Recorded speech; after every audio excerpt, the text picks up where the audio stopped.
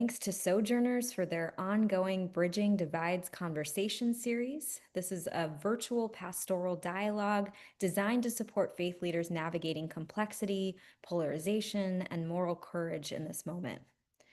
Today's Bridging Divides topic is called Beyond Representation, Belonging, and Power in AAPI Churches, and we will explore how AAPI congregations, particularly those shaped by majority ethnic dynamics, are navigating questions of hegemony, belonging, and shared leadership across lines of difference.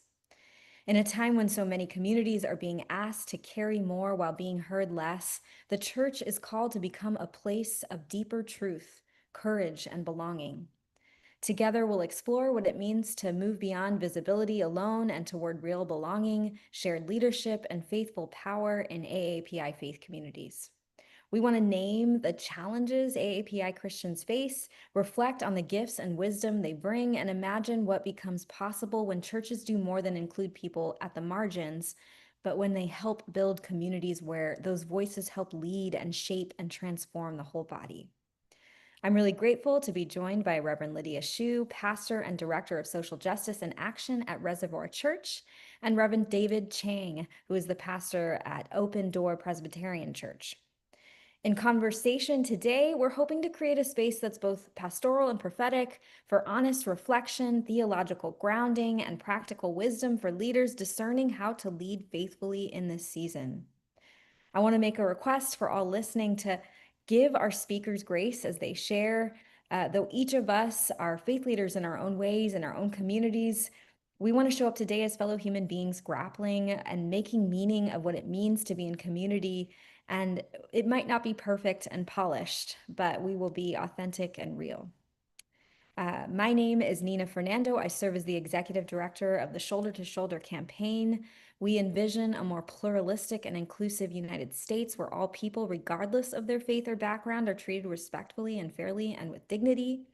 We connect and we equip and we mobilize faith communities in the United States to address the problem of anti-Muslim discrimination among many different forms of bigotry. And really, it's an expression of our faith to be in solidarity.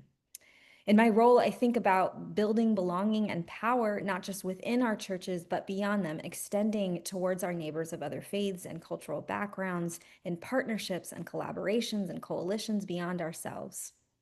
Particularly in Christian communities in the United States, love of God is professed, while sometimes intentional relationships across difference fail to occur.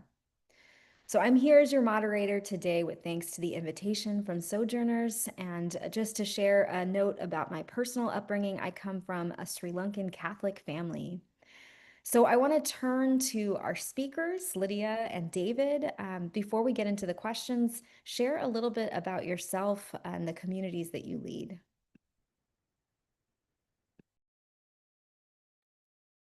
I can go first. Hi, everyone. Welcome. Nice to be with you all. My name is Lydia Injung Shu. I am a pastor at a church called Reservoir Church. It's in Cambridge, Massachusetts. Reservoir is a church that started about 25 years ago as originally a vineyard, one of the vineyard networks, then transitioned through like LGBT affirmation and things like that about 10 years ago.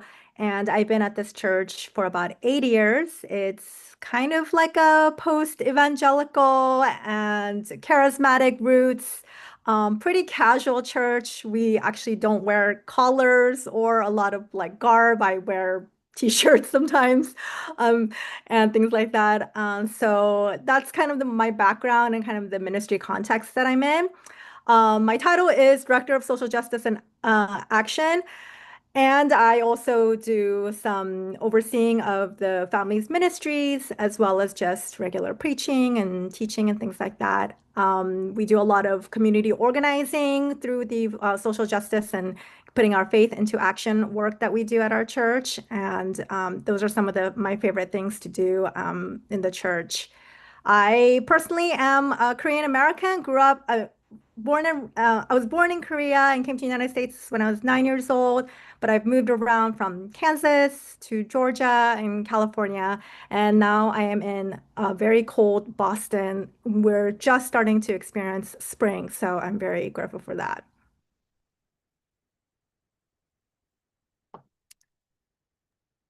David, you're muted.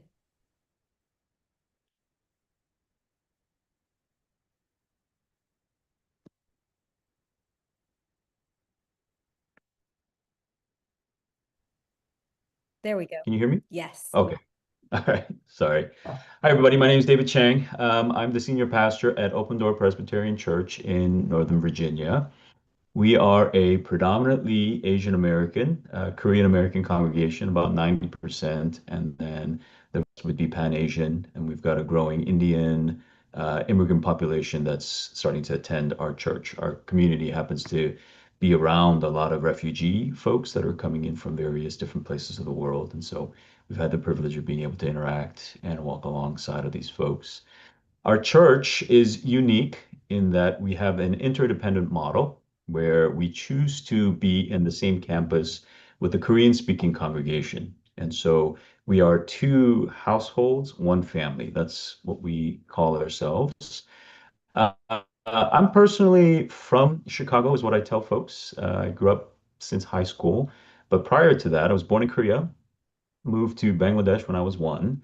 My parents are still missionaries there and grew up in Bangladesh, went to India to go to boarding school, and then transitioned to Chicago my sophomore year. And then I've been in Chicago, been in Virginia, in San Diego, and then back in Virginia, where I am currently.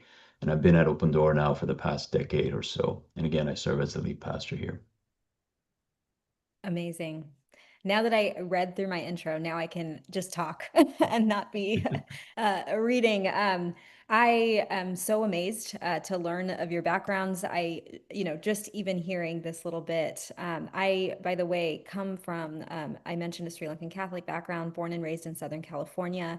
I think one of the ways in which I grew up, my mother taught us about our Sri Lankan culture in Sri Lankan community through the lived tradition of Catholicism. And I kind of being born and raised here had that both and experience, that in between experience of feeling both as if I was fully and also not enough.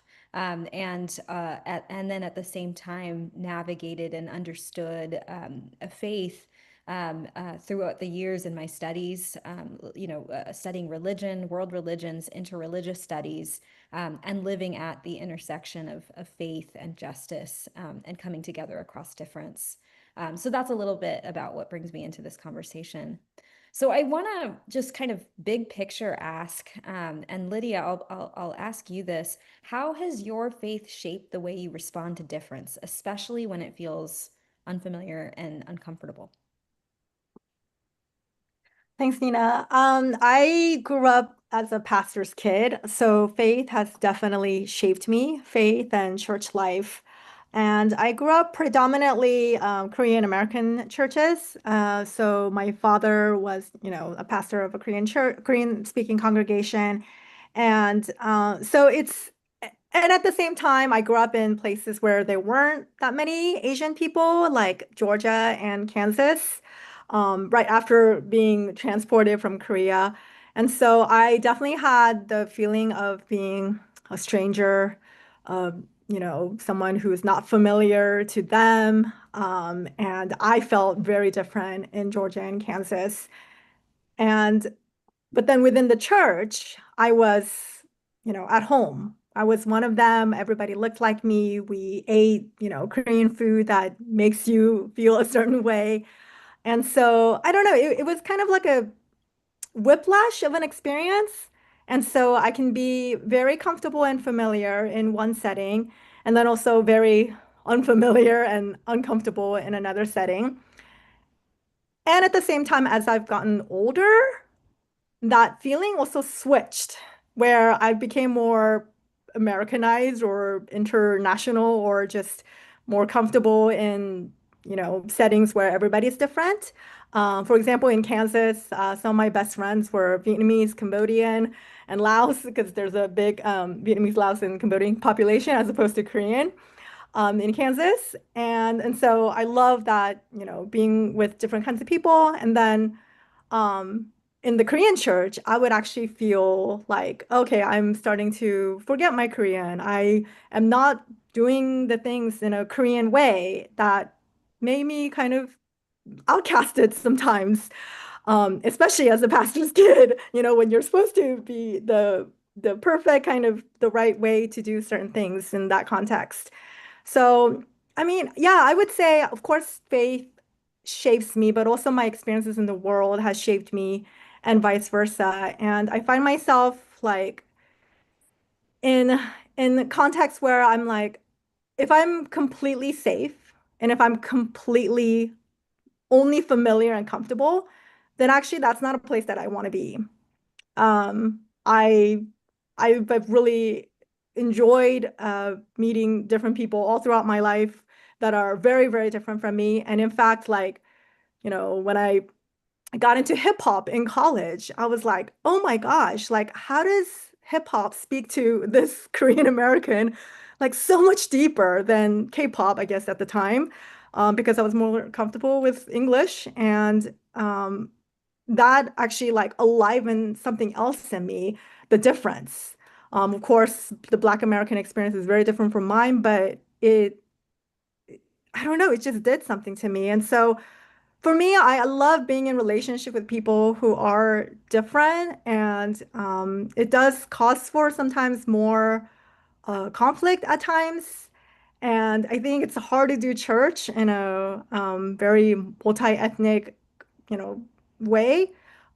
People say like Sunday morning is one of the most segregated times in America because we all go to churches that feel safe and comfortable. But I think, one of our calling in faith is to kind of push beyond that and get uncomfortable and reach out to the outskirts and reach out across boundaries and our comfortability. And, that's kind of what we're trying to do constantly. And yeah, that's kind of what I'm thinking about when you ask that question. Yeah. So interesting. I really resonate with this piece around uh, getting uncomfortable and that being a place where you find value and even perhaps faith and meaning. David, I want to ask you, where have you had to unlearn or reimagine theology in order to lead more faithfully? Hmm.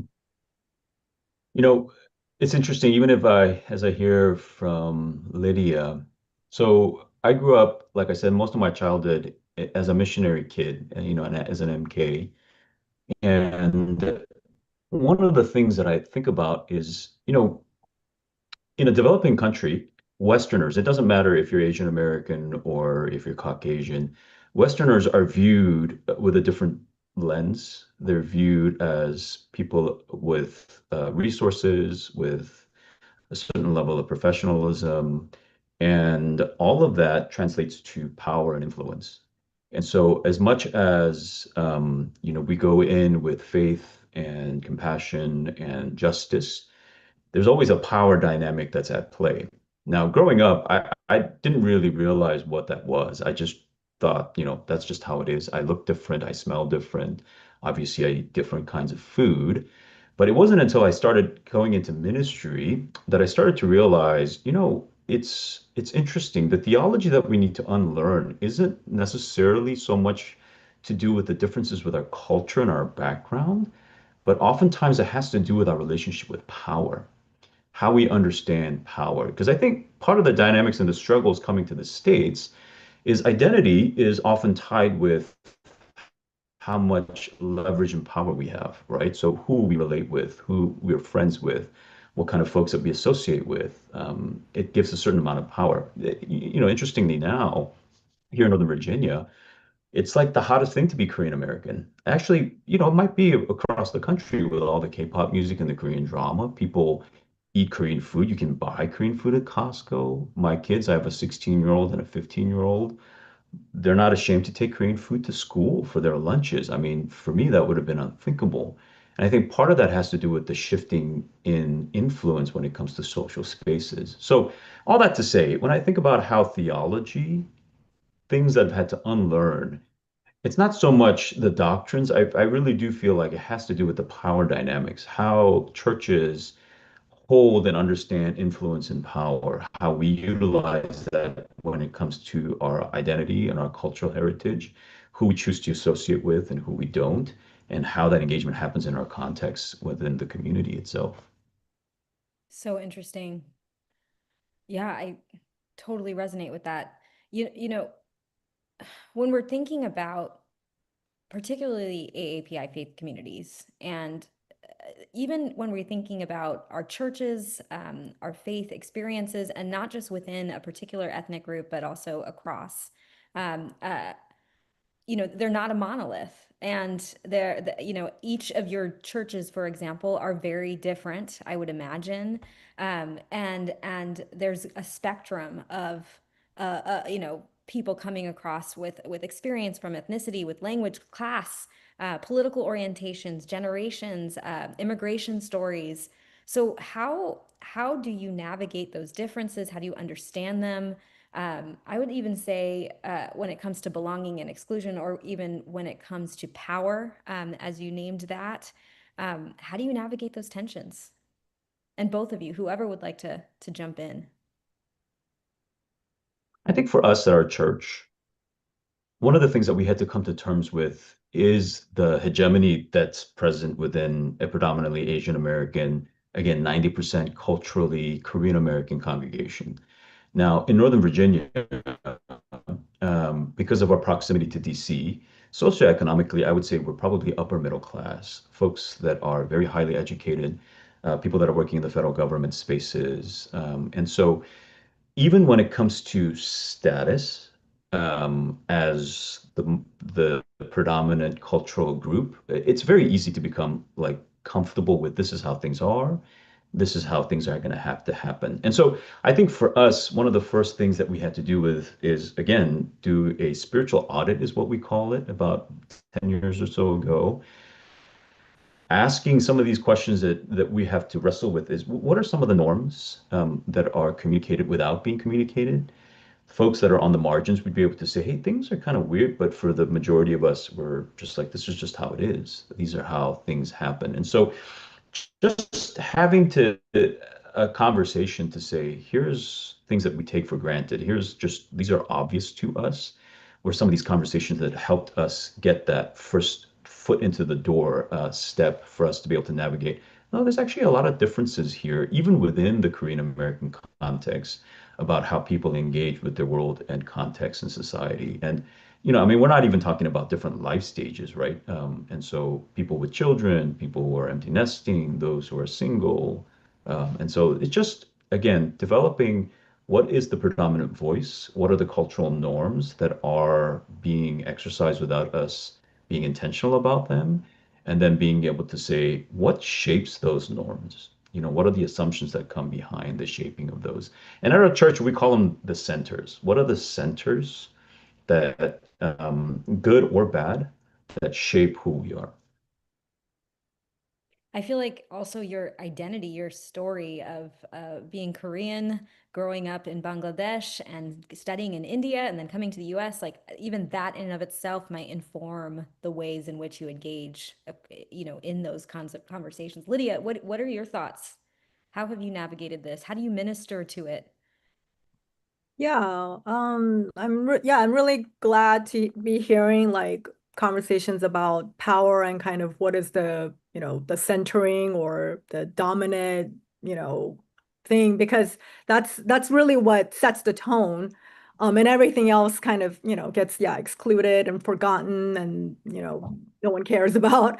And so I think that naturally happens in a predominantly Korean church or predominantly, or like a predominantly white church or a multi-ethnic church. There's always like some kind of norm and dominance that happens. And I think yeah, like pushing that and saying like being aware of that. I agree with you, David. Like really, doing a evaluation of what are those things and then how can we push against them and be aware of them. I think are for sure really helpful.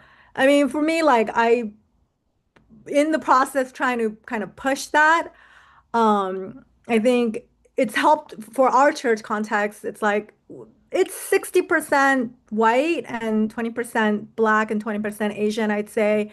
Um, and also, we have like people who are, we're in the same area code as Harvard and MIT, and there's really a lot of highly educated people all condensed into a small area. And at the same time, there's a lot of working class people as well who are, contractors and like, and there's all different kinds of people that come. And I think it's always trying to center and like decenter those things and kind of playing with those pieces and getting the people who don't have as much power like handing the microphone to them and sharing those stories. And so I we, during like especially during like leadership kind of recruitment season at the beginning of the ministry year, or like we're recruiting for the board, I'm like going through a list of people who I've been like eyeing that haven't been anywhere in the realm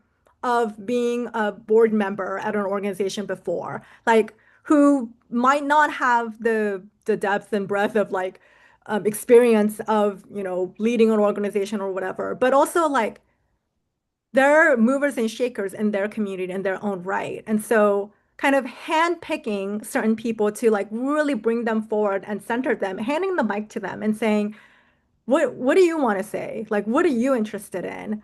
Um, and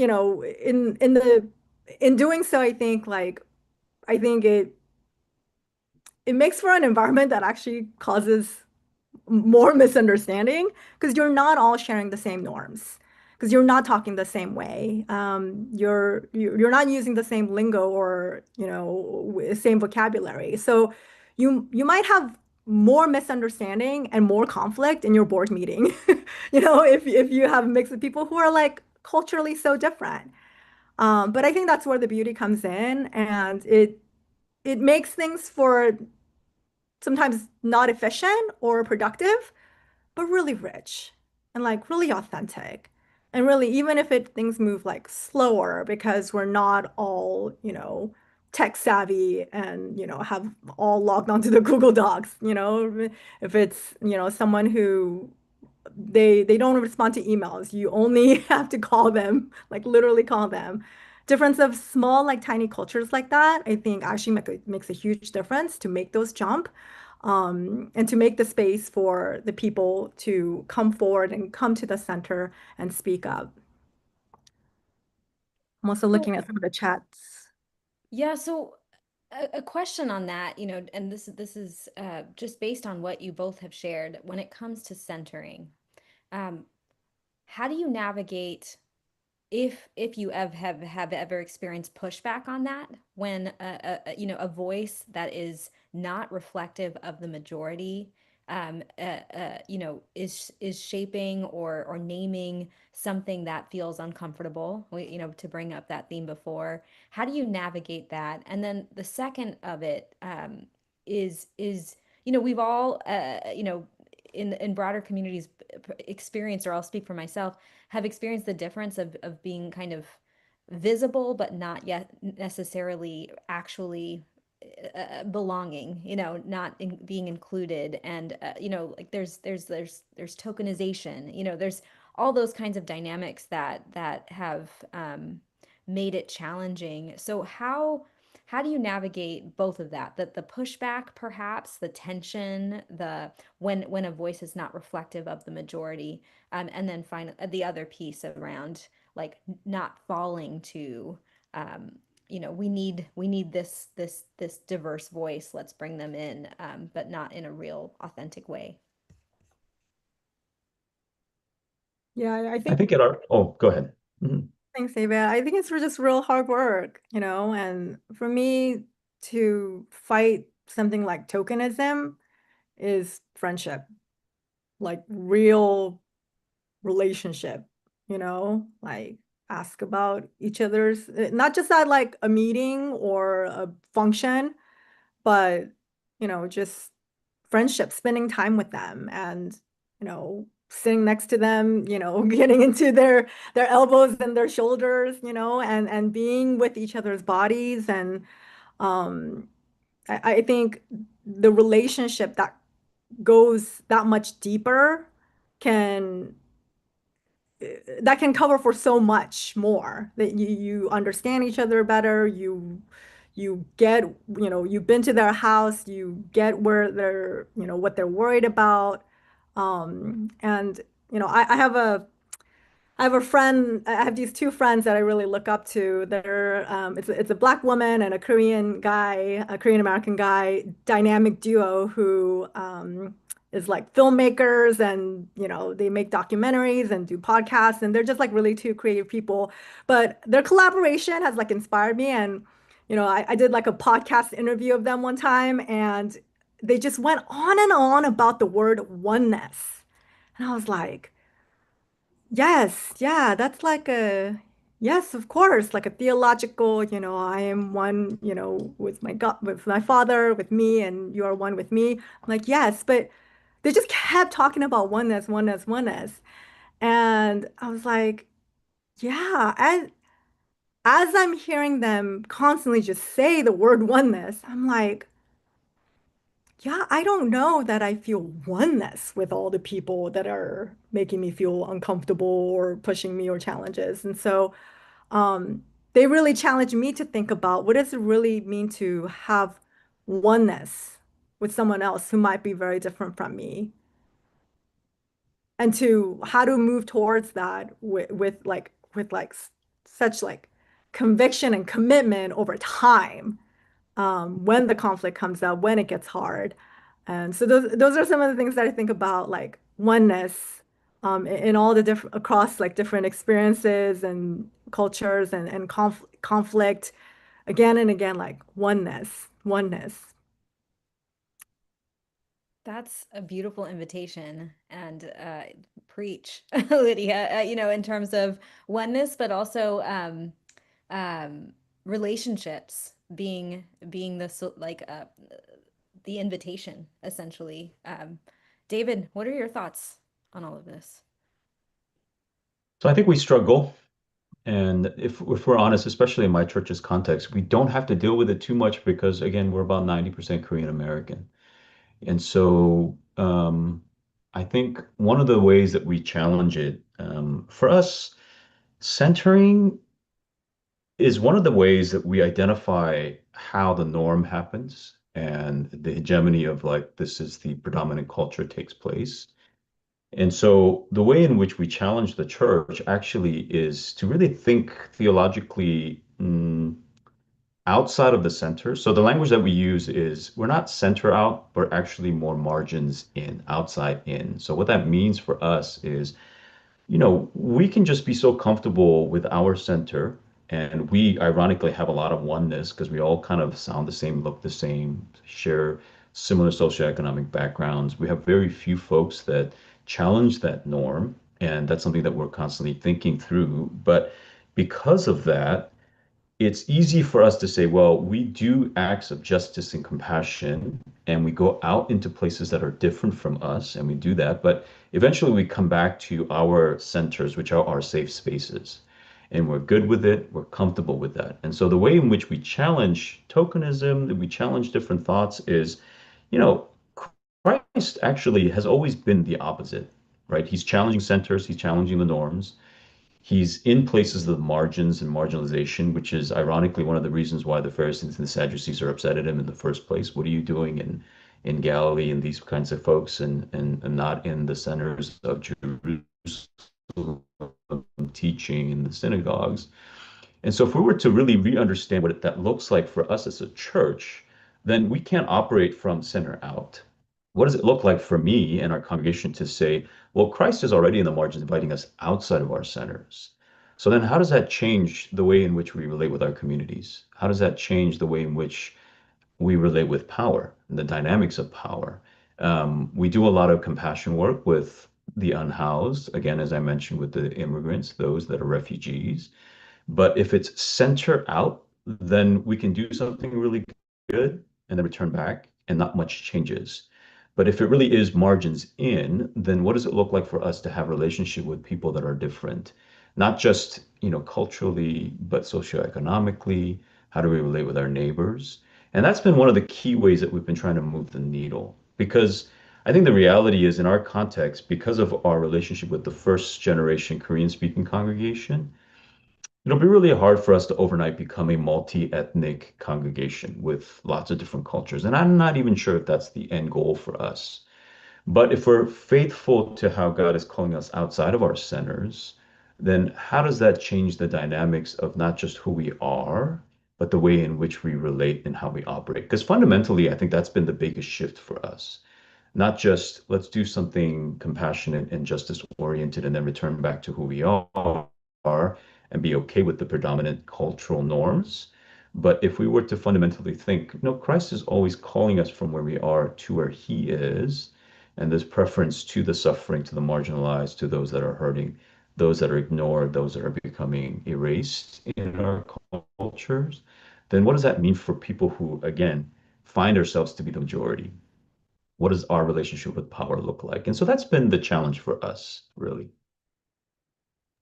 So interesting. I like a follow-up question to that, is how do you navigate the tension of, and this might also be a dynamic generationally too, in a multi-generational setting, um, the tensions between preserving culture as well as transforming culture. The That's so good. like because as you mentioned, the center out versus the out coming in. Um, how do you navigate those tensions? Because there is an element where you are changed in going outward, or bringing in, as well as this desire to preserve culture. Especially, you mentioned how it's changed, when it comes with language, when it comes to um, everything. Raising your children, in this environment, in this time.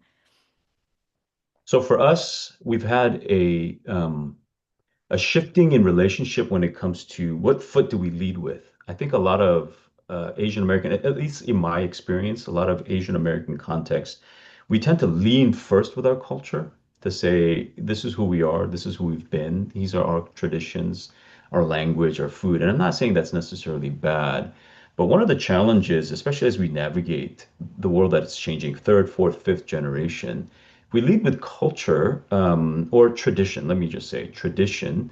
There seems to be certain limitations to, well, it doesn't fit, or we're losing it. There's a threatening, or like a sense to preserve at all cost. But one of the ways that we've been challenging our folks is, instead of leading with tradition, what happens when we start leading with mission, right? So the calling for us, again, that language of, instead of center out, which is tradition, comfort, familiarity, and then you go out into the unknown world, to this margins in. So Christ is already there. He's inviting us to leave our center to go, and we lead with that. Then the conversation starts to shift to, well, then okay, we have this mission. How does our tradition and our culture actually help us do that better? So it doesn't become necessarily a threat or a changing landscape, but this is who we are. We have a very unique relationship to the margins. We have a very unique immigrant story. And if the mission and the vision is to leave that center, to go to places of suffering, of marginalization, then how does the tradition help us do that in a unique sense? And that's fundamentally changed the way we look at how culture is changing, traditions are changing. Not so much of a threat. I mean, although there still are many challenges there to it, but the language has shifted more to, how do we utilize some of the unique giftings of immigrant communities in meeting the needs of margins? And it's been that first step, instead of, let's preserve what we have here so we don't lose it. And so it's interesting. We don't emphasize a lot of Korean language at our church. We have a lot of first generation folks saying, how come you don't teach Korean? And part of our answer has been, we're not a cultural center, we're a church. And we're going to communicate in the language that we feel the most effective to meet that mission. Now, being multilingual actually helps us do that work much more effectively. And our kids are multilingual now. Not only do they speak Korean, but they speak Spanish, they speak Chinese.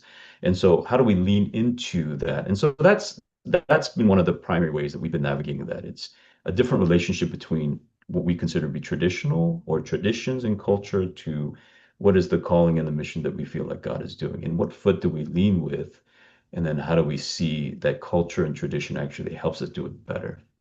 Hmm. So interesting.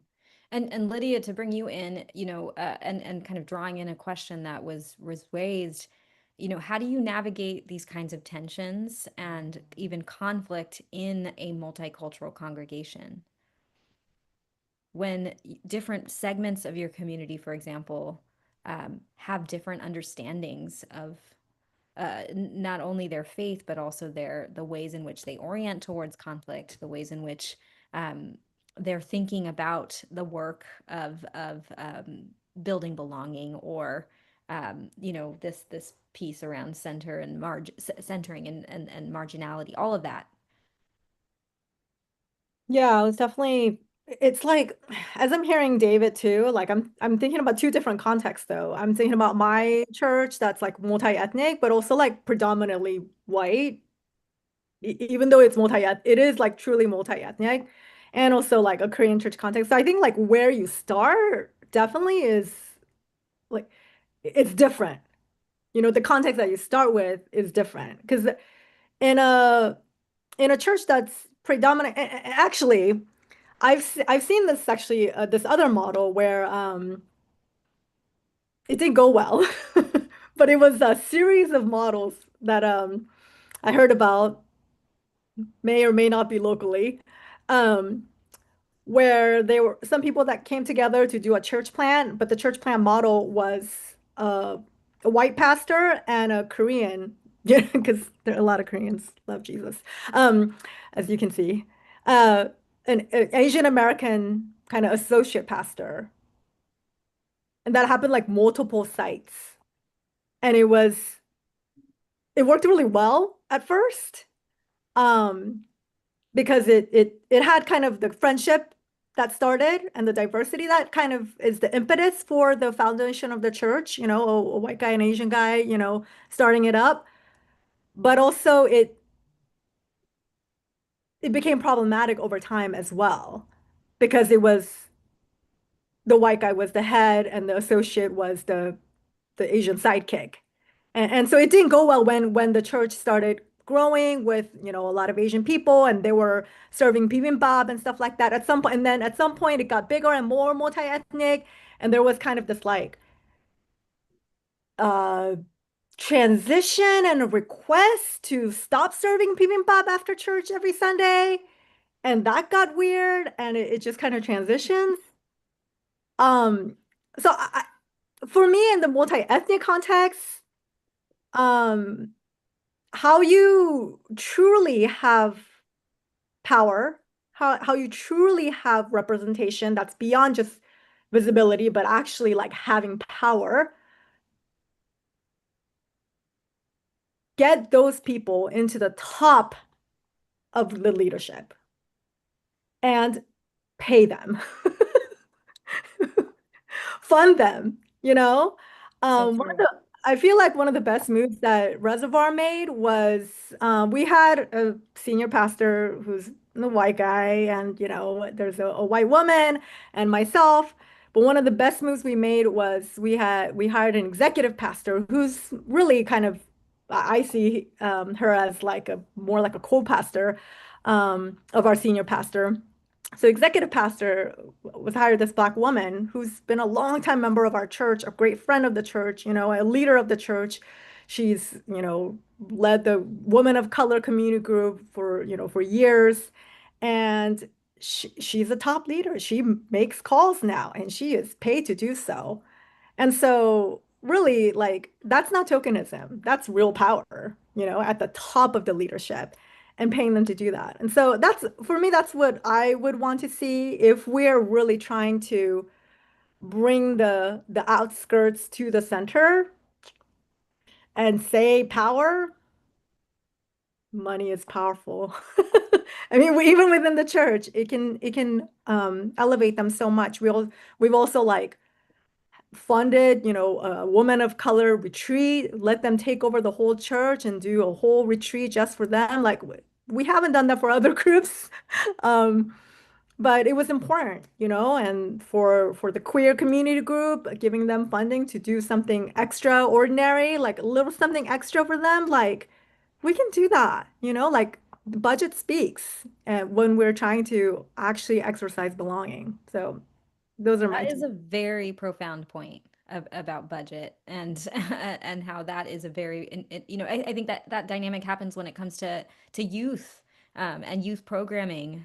There's this so I don't different churches have different ways, but sometimes that is undervalued and it's volunteer based versus paid and that An it, hour part-time and then handle all this though.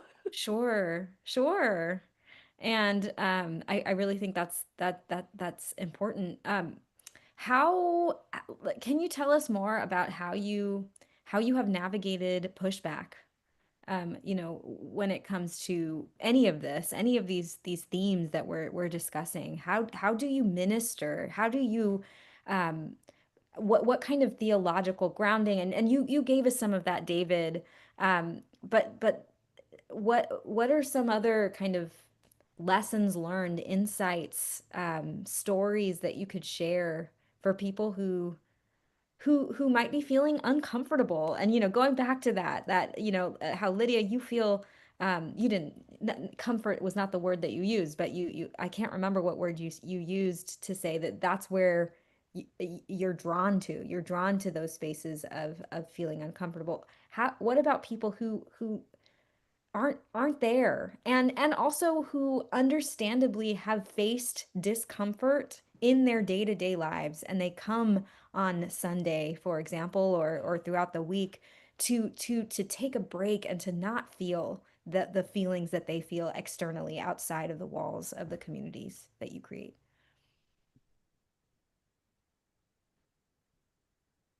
And I think about elders, I really do, and how at least in my tradition, we honor our elders just as much as our elders have some trauma, have some challenges that are unique to their generation. I can take a stab at that. I think it's not easy, would be the first way to share. I'll give you a practical example. So, as I mentioned at our church, we have this interdependent relationship with the Korean speaking congregation and the English speaking congregation. The Korean speaking congregation are the first generation, is what we typically call them. And so these are folks that immigrated from the United States when they were much older and had kids that were here. And we make up the second generation. Now, our English speaking congregation, I'd say now we've transitioned from the second to the third and the fourth generation. And so the norms of even between the first, second, and third, the norms are very different, right?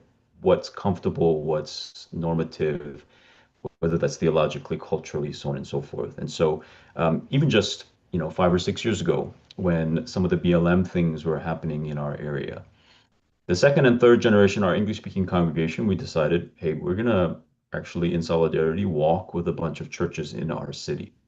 We're going to go on a peace walk with an African American church. We had a Caucasian church. We were the Asian church, a couple of others that we decided to walk through our city. Now, our first generation has a very painful relationship, well, not all of them, but with the LA riots, with some of the rioting that happened in Baltimore City, predominantly with African American communities that were the perpetrators against the first generation Asian American communities. And so they have this very visceral reaction and memories of being wronged and hurt by particular groups. And so just the fact that we were walking, and it wasn't necessarily a particular agenda, it was a peace and prayer, solidarity conversation. It was very rubbing folks at the wrong way, people having some really hard conversations about like, what is it that you guys are standing for? How do we navigate this? What's happening to the second, third, fourth generation? They were not easy conversations to have. And I think part of was is us having to put ourselves in their shoes, in their experience. Again, I mean, my parents went through the war of, in Korea, and that's a very different understanding of upbringing and how that colors the way they see the world and how they engage with the rest of the world. And so, yeah, I think they weren't easy, but again, one of the ways that we navigated through that is speaking not necessarily through here's tradition and what's right, but really the mission of what it is that we're trying to do. So at our church, we talk a lot about being missional. We talk a lot about being community facing. We use words like renewal and restoration. That's at the forefront of a lot of what we say and what we do. And bringing that back to, hey, we get it. It's uncomfortable. We understand from your perspective that this is not easy. There's a lot of hurt for us to work through. But again, God calls us to be a particular type of people, and quite honestly, to be a church that makes a difference in the world in regards to renewal and restoration. And so, not undermining and brushing under the rug, but how do we reclaim and really make real some of the hurt and challenges, but go beyond some of those things to be able to meet the folks where they are now, to be able to be folks that are going to be there when they are in need. And so, again, I mean, we've had conversations with folks that didn't end well. We've had ongoing talks with people that were still in disagreements with things. And I'm sure we're not the only ones, whether it's with Lydia, with Nina, with yourself, the political climate that we find ourselves to be in, there's always going to be someone that's like, hey, I don't like this. There's a threat to that. But for us, what's always been the standard has been, look, this is what our mission is. And internally, I have something that we say that's kind of tongue in cheek. We say our job as pastors and staff at our church is to offend everybody.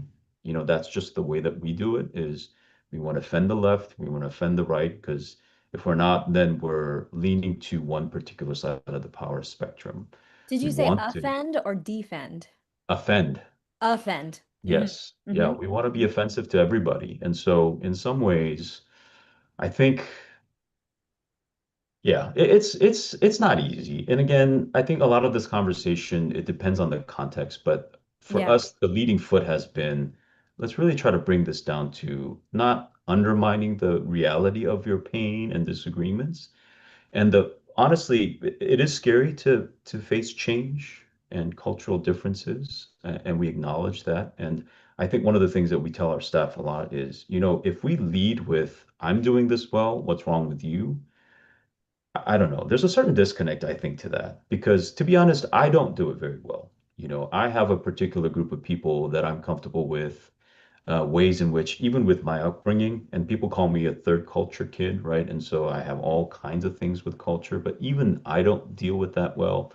I don't do well with, being outside of my cultural norms and familiarities, but constantly reorienting. Okay, if it's not center out but margins in, then how does that change? And what is our relationship with that? And so that's been one of the main ways that we've been navigating some of the tensions in our context. So interesting. Lydia, do you have thoughts on any of that or any in your own context about navigating tensions, discomfort, um, pushback, essentially, pushback on some of these themes about belonging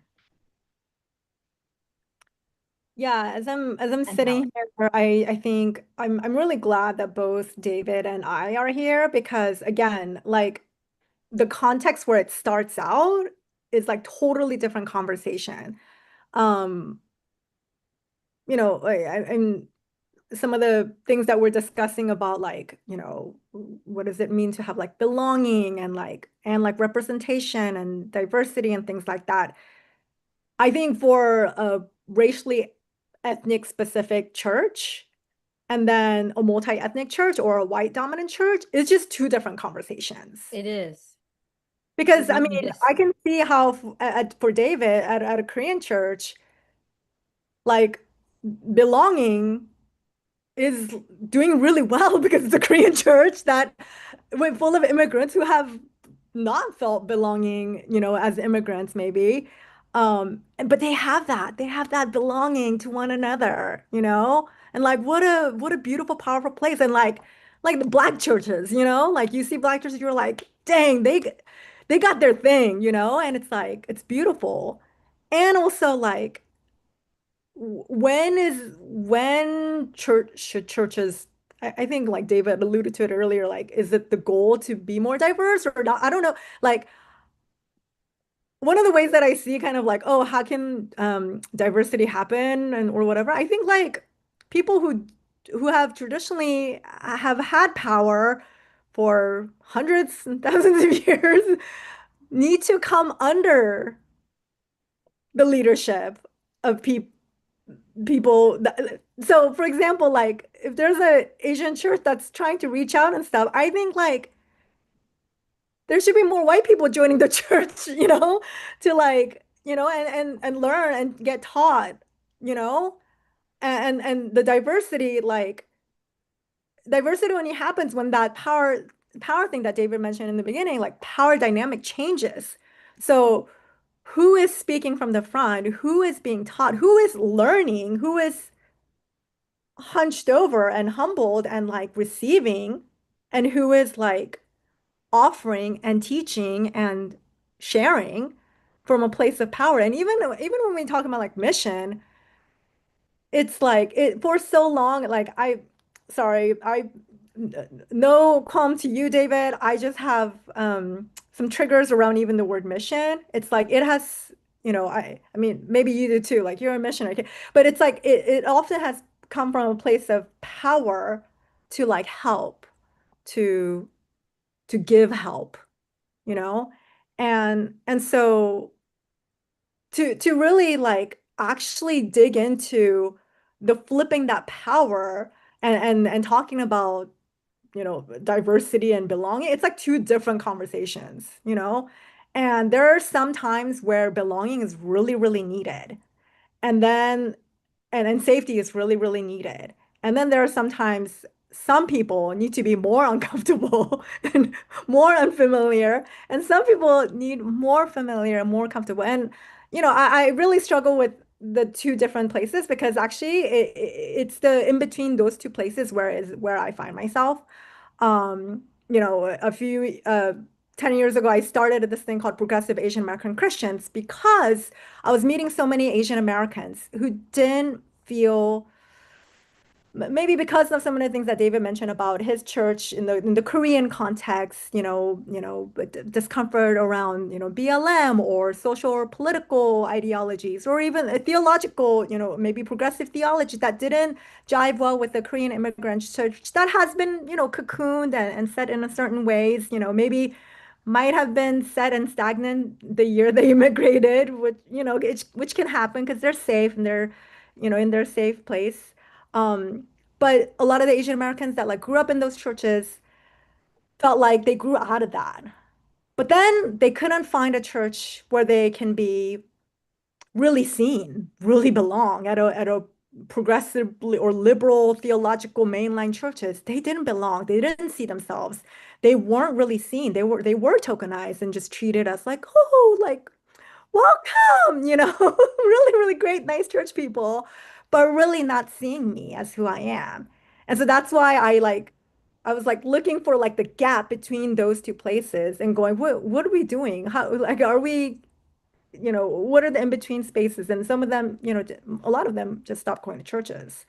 So yeah, I think this conversation is so hard because the context is so different for what we're trying to do with diversity and equity and shared representation and leadership at a multi-ethnic church. And then there's like Asian churches that are thriving and creating the spaces, but also like they feel maybe some Asian people don't feel belonging in the sense of like theologically or politically or socially.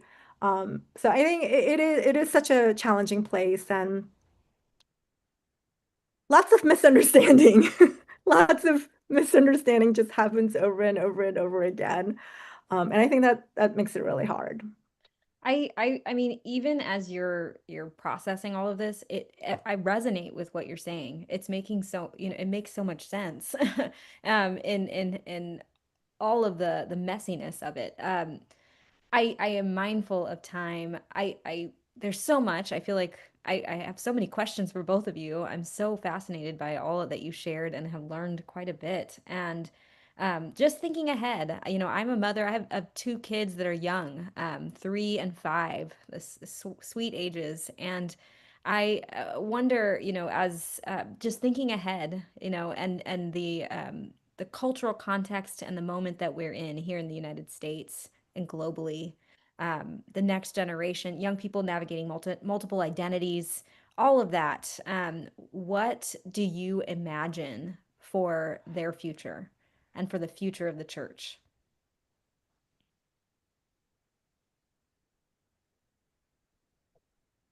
For me, Or even hope for. You can even say what you yeah, hope. no, one of the things, and again, I agree and appreciate everything, Lydia, you're sharing, because I do think, one of the challenges of conversations like this about belonging, cultural identity, it is so nuanced, right? But the reason I keep coming down to power and the surrender of that power, ironically, in a place where everyone already feels like they're the majority, the same dynamics that you might feel in a multi-ethnic context is what we struggle with because we've now become the majority that's in power. And so, what does it look like for us to surrender that? And what does it look like for us to engage with other cultural backgrounds and nuances and so on and so forth? So again, all that to say, I definitely appreciate the struggle. When I think about the next generation, though, and this is something for me, as much as I've grown up as a believer pretty much since the womb, because I felt like I didn't really much have a choice, my parents being the way that they are. One thing I realized when I came to the States is I don't know if I really know what it means to be Asian and Christian at the same time. I know what it means to be Asian and majority Christian culture, as in like white adjacent, like this is what Christianity has been told. But I don't know if I necessarily know what it means to be Korean or Korean Indian and Christian at the same time. And so, what I really hope for, and I'm excited about the next generation, is that if we lead with, here's who Christ is, that our culture is not detrimental, but it allows us to do it even better. Then one of the hopes for me is when I look at my children is that, man, your unique cultural identity, it's not something that you have to assimilate to something else. This is what makes you good at what Christ has called you to do in the renewal and the restoration of this world. And so what I'm really excited about is what makes us unique, what unique giftings give us as Korean Americans for in my context that help me bring about this renewal and restoration, and how can the next generation live unashamed with that and just really just begin to scratch the surface. Because again, I don't think we know. We've kind of been playing this role of pretending like we know, but what gets me really excited is once we unlock, man, people saying, "Wow, man, my culture isn't a detriment; it's actually an additive to how God has called me." Then I think we're just now starting to see, the potential for, Asian Americans and Korean Americans, what we can do for the kingdom of God. I really don't think we are even starting to see the thing. And if I can say it because we're here and based on this context, I really do think the calling is for immigrant and non-majority cultures to take the lead. I do believe that in the next generation, that the way that you're seeing the global trend of Christianity as well, it's going to be the South, global South. It's going to be different cultures and different backgrounds, different norms that take the forefront. And here in the United States, I do believe that that's going to be a critical role that we play for the Big C Church. And we need it. We need that shift. Lydia, please. 100% agree. And you did say the word, we don't have to assimilate, the word assimilate, because for me, my hope is based on a book that I love called Unassimilable, an Asian Diasporic Manifesto for the 21st Century. It's by Bianca Mabuti and she lays out a plan how Asians cannot just be like assimilating, but really, like David said, lead. And I think that's what we need to do, like be brazen Asian. Don't just, and we don't need to assimilate, be ourselves, like our ancestry, our tradition, like make it Christian. Be a modern day theologian where you make it Christian. Think about chi as Holy Spirit. That's okay. It's not heresy. You know, eat rice and soju for communion instead of bread and juice or wine. That's okay. That's not heresy. That's Asians like traditions and elements reclaiming like Christian faith and Christian spiritual practices. That's okay. Make it yours, and make it and it's going to be powerful. It is powerful. I've seen it. People really like taking pride in that. And so I that's what I want to see.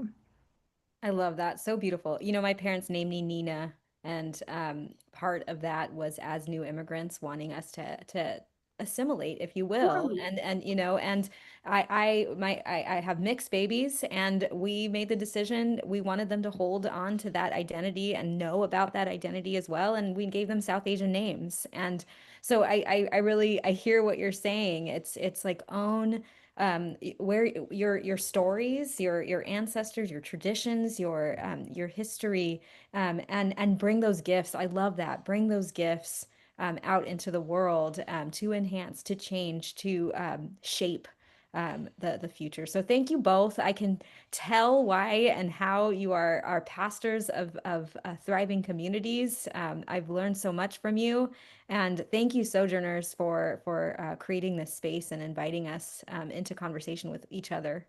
Who would I would not have been able to meet you if it wasn't for you, Sojourners. So thank you, and more soon. Thank you. Thanks, everybody.